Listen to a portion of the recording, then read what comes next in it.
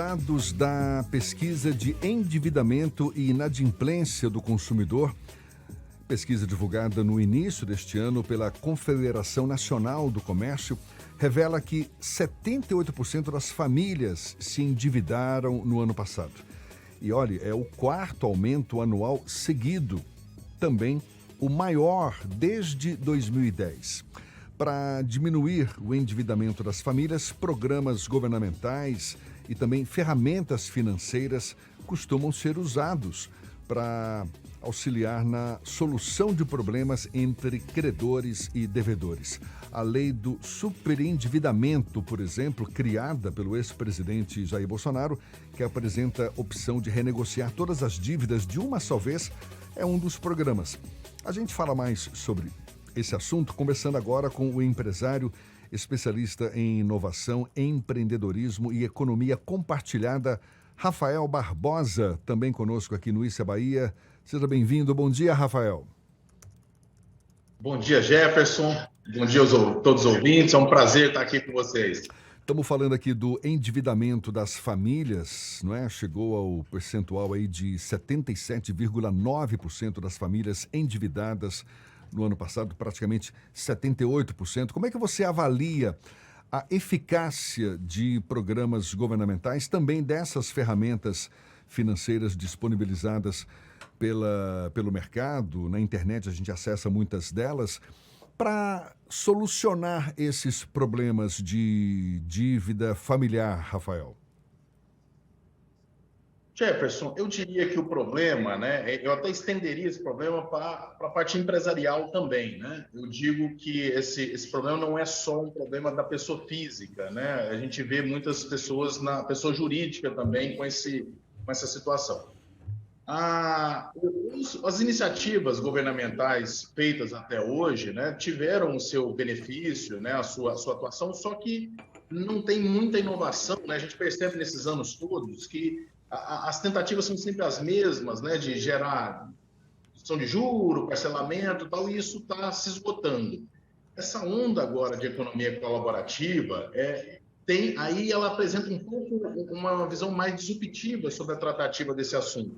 Então, eu vejo com muito melhor olhos agora essa questão da economia colaborativa, como de fato está sendo praticada pelo Sebrae agora na X por Y, que é uma plataforma de permuta, muito mais eficiente, muito mais eficácia do que os métodos tradicionais de parcelamento, redução de juros, que acaba não funcionando na prática, Você citou como exemplo essa xpory.com, não é? É uma plataforma de permutas multilaterais. Dê um exemplo prático de da eficácia de uma plataforma como essa, Rafael.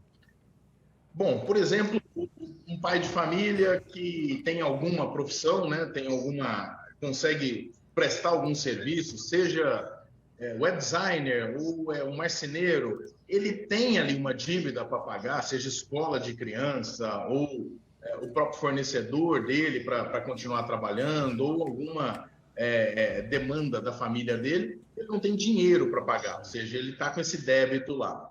Ele conseguiria, dentro de uma rede de permuta, porque assim, se o credor dele aceitar o produto dele, ele não precisa de plataforma nenhuma, ele mesmo resolve lá, ele paga o serviço. Só que é muito difícil, de ter essa coincidência desse credor dele querer o serviço dele. O que a X por Y, junto com o Sebrae, fizeram? Construíram uma rede onde esse marceneiro, esse pedreiro, esse web designer, ele presta serviço para alguém da rede. Alguém paga ele numa moeda de permuta. E ele paga esse credor dele na moeda de permuta. Então, começa a desatar esses nós das dívidas, mesmo sem o dinheiro, mesmo não empregando o dinheiro. O que esse devedor está empregando é a capacidade de trabalho dele para quitar essa dívida. Agora, perceba a inteligência do negócio. Não é diretamente para o credor. Ele presta serviço para qualquer pessoa da rede, qualquer outro membro da rede, da xpory.com, indicado pelo Sebrae e tal, e consegue quitar a sua dívida. Então, essa é a grande inteligência da permuta multilateral. Bom dia, Rafael. Ernesto aqui. Agora, de uma forma geral, Rafael, você avalia que a gente ainda tem que avançar muito nessa coisa da educação empreendedora, para a gente saber botar preço, para a gente saber as obrigações todas que tem, para a gente saber equalizar as dívidas e não estrangular, às vezes, uma boa ideia, né, que está ali, mas tropeça exatamente nesse quesito. Eu acredito, eu acho que esse é um dos problemas. O Sebrae entra nessa parte de educação financeira, em controle de gastos, de despesas, precificação. Eu acho que realmente o nosso empresário ainda é muito mal capacitado. Eu acho que o Sebrae tem ele presta um grande serviço, mas ainda tem muito a fazer. E agora a X por Y, né, como outras plataformas de permuta multilateral, é apenas uma ferramenta. Realmente, a educação financeira, a ciência do conceito, por exemplo, de fluxo de caixa, eu me impressiono que muitos dos pequenos empresários não têm a real noção do que é um fluxo de caixa. E isso é o que quebra a empresa, né? E que coloca a empresa, ou mesmo aquele profissional liberal, ou mesmo a pessoa física, né, em situação de dificuldade, né? Então, é muito importante observar o fluxo de caixa e ter essa noção. Agora, essa tendência, né, de economia colaborativa, que já é muito forte nos outros países e está chegando agora no Brasil, ela vem como um modelo para ajudar, né, o pequeno empresário nessa questão da gestão das despesas, né? Tá, você acha que tipo de impulso era preciso haver, ações complementares a essa ação do próprio Sebrae, para que esse pedaço tivesse um papel mais determinante agora nessa retomada, que a gente já está voltando ao que a gente pode chamar de normalidade após a pandemia, que terminou também, por conta mesmo da contingência, né, criando oportunidades para que negócios assim florescessem, surgissem, né? Olha, eu vejo que nós temos que primeiro tirar o cidadão, seja ele empresário ou não, da situação de dívida.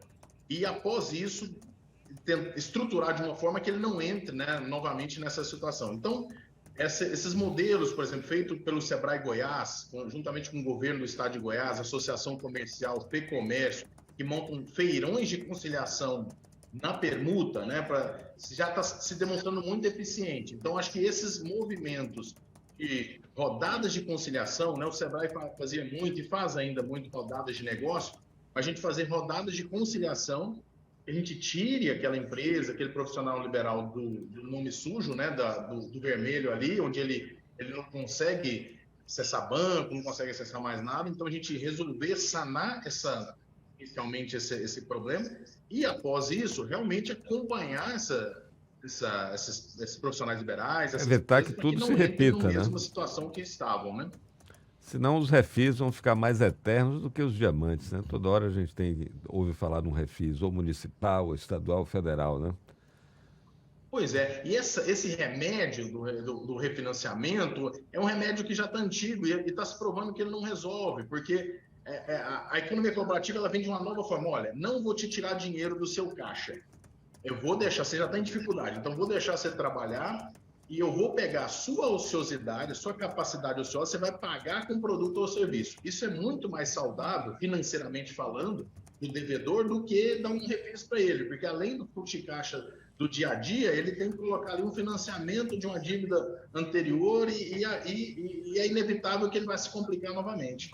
E quanto mais ferramentas, educação financeira tivermos à disposição para, no mínimo, deixar nossas finanças em dia, certamente melhor, não é?